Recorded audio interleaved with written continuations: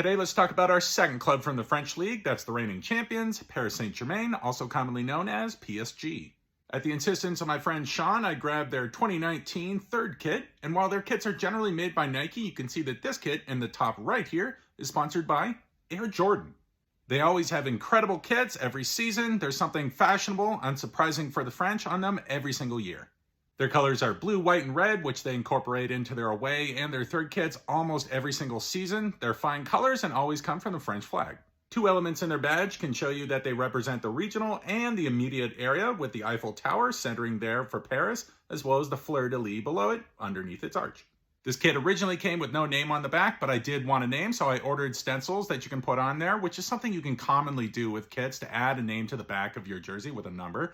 This one I messed up, and instead of getting the all white that you generally have on the back of the black kit for Paris Saint-Germain, I got all black. So that's why their sporting director, Kylian Mbappe's name, is there in black when it should be in white.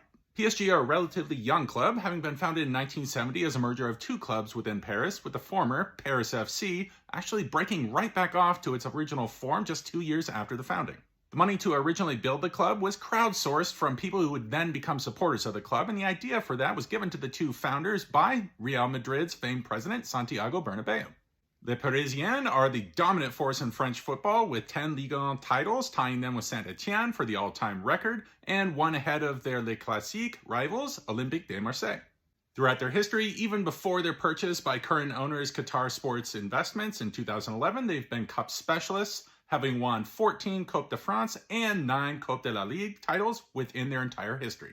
The last thing eluding their current ownership is a European title, with their only one in club history coming back in 1996 with a victory in the Cup Winners' Cup. Let's talk ownership. The current Qatari owners have invested heavily in the club, making them the dominant force within France and bringing huge names to the club such as Neymar, as well as Kylian Mbappe and Lionel Messi. Previous owners in the 90s would be Canal+, a television channel within France, who actually brought about their first era of true success, with the 90s being a big one for them, winning a lot of the cup competitions I talked about, as well as that European title, and even taking them to their second title all-time within the league. And there would have been a second one in there if they weren't prideful and mindful of their own television business. Marseille won the title in 1993, but following a bribery scandal within the league that year, they had their title vacated. With PSG as the runners-up, they were offered the title, but their owners refused it.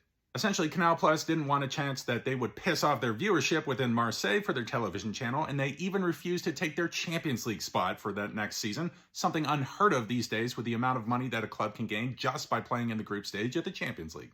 To this day, the 1993 French title has not been awarded to anyone, not even Monaco, who finished third place. Most clubs around the world play a song as their players enter the pitch. Some use different songs from time to time. PSG always use Who Said I Would by Phil Collins. So with that song in the background, who said I wouldn't talk about former players? The president of Liberia once played for PSG, that being George Weah, who was an incredible footballer before he became a politician. He's also the father of U.S. men's national team player Timothy Weah, who was a previous academy product of PSG before moving to Lille. Zlatan is emblematic of the early era of the QSI ownership of the club, and his goals pretty much dragged them to their first title since 1994. And I do want to mention an unsung PSG hero. That being the striker Amara Diane, who scored the 2 goals in the final match of the 2008 season, saving PSG from relegation. And that's really critical because it may have dissuaded QSI from purchasing the club, completely changing their trajectory. In this way, he had immense impact upon club history in the same way that Paul Dickoff did for Manchester City over 2 decades ago. In the current squad, let's go beyond the attacking trident of Neymar, Messi, and Mbappe that I already mentioned and talk about the heartbeat of the club and kind of an unsung player, that being Marco Verratti, who at 10 years with the club is the kind of regista or deep-lying playmaker that any team in the world would love to have in their side. So that's your video on PSG.